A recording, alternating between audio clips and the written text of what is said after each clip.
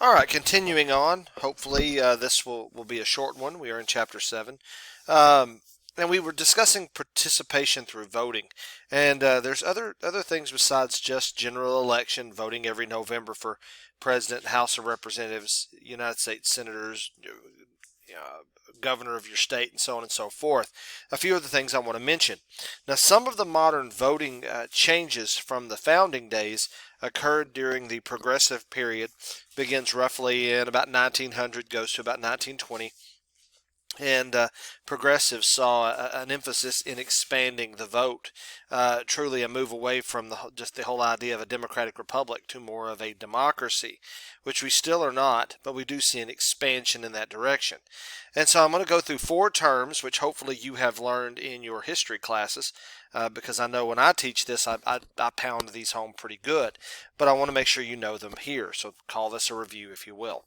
Remember, progressivism was a philosophy of political reform based on the goodness and wisdom of the individual citizen as opposed to special interest in political institutions. They believed by putting more power in the hand of the voter, they could overcome some of the issues that the nation was seeing, namely the Gilded Age, the corruption and all that sort of a thing of the post-Civil War period in America. So the first one I want to mention is a direct primary, and we have this today. Different states do it differently, but just about every state has a direct primary. It's a preliminary election. It's run by the state government, in which the voter choose each candidate's uh, party's candidate for a general election. In other words, you are voting, in the case of Texas in March, you are voting to try to narrow it down from possibly dozens of candidates for your particular party down to one. Um, Sometimes I know some states that have direct primaries somewhat later in the system only have one to choose from because the field has already been winnowed down. But that's direct primary. And some states have it open, some have it closed. Some say you can vote in either party. Some say you have to vote in your own party. And so wherever you happen to be right now, if you're taking this class online, you may not be in Texas. So we'll discuss that a bit more later on. Recall is a process of removing an elected official from office if that official just isn't doing a good job, or there's some corruption or some need to have them removed. That's what a recall is. I think we've discussed that before. A referendum is an election on a policy issue. Usually it's a means by which to ask the voter their opinion on something that the Congress or the legislature might be going to deal with. An initiative is a procedure by which voters can propose a measure to be decided by the legislature or by people in a referendum. It requires a gathering a specified number of signatures and submitting a petition to a designated agency. So it's a means by which you and I can get something introduced into law. Now, I'm going to tell you, of these, direct primary is the only one that exists in Texas statewide. Recall, referendum, and initiative do not. It just isn't adopted. It was nothing that we ever put into place. Now, there are some cities, like home rule cities, large ones like Dallas, Fort Worth, probably Austin, that do have some of these in place in the local elections, but it does not apply to statewide office. Okay, so anyway, here's a chart that shows you some of that. Notice that none of the above. So initiative, referendum, recall, none of those exist in Texas as a whole. Now, initiative, referendum, and recall, North Dakota, Montana, many of the western states there. Initiative and referendum in the lighter blue, that would be these, but no recall there. Initiative, Illinois, Mississippi, Florida has it. I think there may be a few states over here that do, but they don't have the rest. Oklahoma, Arkansas, Missouri, these states here in the, no, I'm sorry, no, in this one, Louisiana, Minnesota, Wisconsin, and Georgia, several others, they actually have recall, but nothing else. And then New Mexico has only referendum. Remember that each state sort of handles its business on its own. We may be talking about federal government, but elections is solidly within the job of the states. The Constitution does not give that right to the federal government or the general government. Okay. All right, voting for candidates. So voting serves democratic government in two ways. Citizens can choose candidates that are going to best serve their interest. I'm going to vote for someone that shares my worldview or has convinced me that they have my best interest in mind. Because they're going to hopefully govern that way and support laws that match that worldview. Citizens are able to re-elect or kick out candidates. That's why we elect our House members every 2 years, because populations change very quickly. Every 6 years we see a change in senators, because again it's supposed to be more deliberative and less political. Well, after the 17th Amendment, that really isn't the case any longer. And presidents, we elect every 4 years, right? And so again, if they don't do a good job, you can kick them out in theory, or re-elect them in theory, support them again. U.S. citizens elect just 2 executive officers, but many states and local officers are also going to be elected. Our 2 executive officers in the United States government is the president and the vice president. But in Texas, we have governor, lieutenant governor, ag commissioner, a railroad commissioner, state board of education. All of these are executive positions. Most of the ones at the national level are appointed by the president, are nominated by the president, and approved by the Senate. The number of regular and free elections around the world is on the rise, and more countries are starting to go to systems somewhat similar to what we do, although with some changes. All right. Now, in the United States, our voter turnout is relatively low, but it is stable. In other words, we haven't seen a tremendous drop in the number of voting overall. Some elections have more of a voter turnout than others. So let's take a look at the standard socioeconomic explanation. So the standard socioeconomic model, it's a definition you're going to run across as you move through this chapter. It's a relationship between socioeconomic status and the conventional political involvement.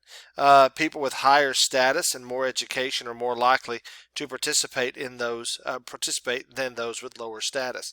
In other words, if you are working 3 jobs, part-time jobs, trying to make ends meet, you're probably not going to put voting high on your list of things to do. And that's basically what it's saying. Younger people are more likely to take part in demonstrations or boycotts and less likely to participate in conventional politics. Younger people also tend to engage in more voluntary and charitable activities, but older Americans are more likely to vote, identify with the major political parties, and write letters, send emails, make phone calls to public officials. Voting rates tend to increase as people grow older until about the age of 65, and then, the fact that old age simply sometimes makes it more difficult to get in there. And so we start to see those numbers lower again. Or if they do vote, they may vote absentee or by mail when available. And of all the social and economic factors, education is the strongest single factor in explaining most types of conventional political participation. Age, race, gender, and education are all there, but education, I would say, is probably the most important.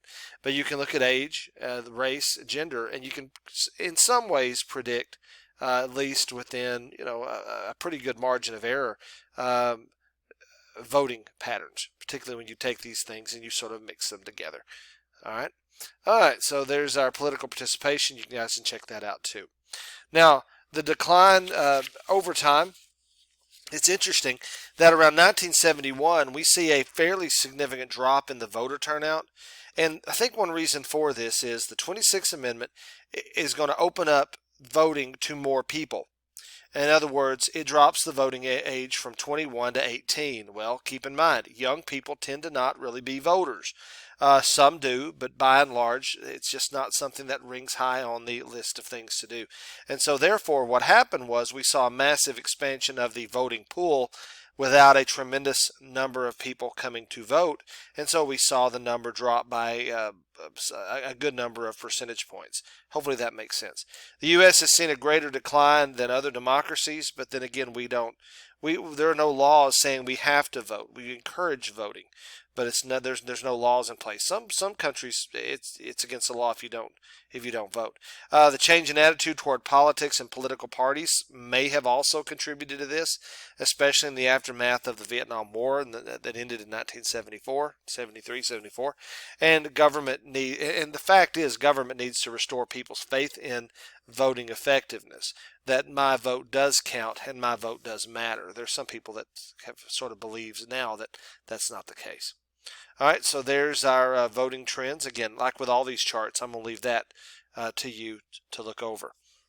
All right, let's take a look at the U.S. voter turnout compared to other countries.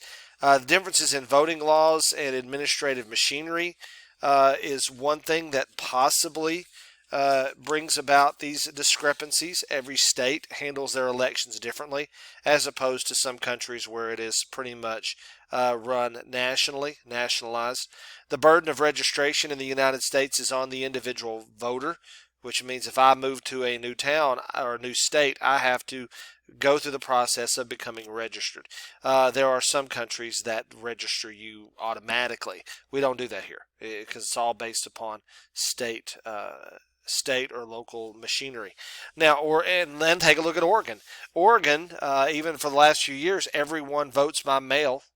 And because everyone votes by mail and has for a while, there's a higher turnout in the state of Oregon. Now, again, we go back to that idea of belief that your vote matters and accountability and all that. I could see the arguments right now against nationwide mail-in vote is corruption. How do we know that the person voting is one that should vote? Oregon, I would assume, is dealing with this. I would assume. I don't live in Oregon. Now, the lack of a strong political party is another reason. In other words, we have two political parties. It's hard to really match up with either of the two. You might be a fiscal conservative, but a social liberal. Which party do you belong to? For example. So there's a need we need strong parties to mobilize different social groups, to reach out to other social groups that maybe are not part of their base, and especially low income and less educated people, and really get the word out there to educate them based on voting and candidates and all of that. And the process of learning about candidates requires initiative. This is not the same initiative as a few slides ago. Initiative means I need to take the time, I need to show the interest, and I need to get off my butt and get out there and learn about the person that I may be voting for. All right. Now, let's take a look at participation and freedom. All right, from the standpoint of the normative theory, the relationship between participation and freedom is clear. Individuals should be free to participate in government and politics in a way they want to and as much as they want to. And they should be free not to participate as well. So if I choose not to vote, choose not to call my representative, that should be totally within my right to do so. And that's what normative theory is. And it goes very much to the idea of freedom. Voting is a responsibility. It's something that we should do. But there's no law saying that we have to. For example, we're free to participate or not to participate. Participation and equality, where does this fall? Remember this freedom order from that very first chapter. We have the ability to influence government equally among all. My vote counts the same as yours, who counts the same as the person sitting next to you in class. And participation in order, now this is where the relationship becomes more complicated.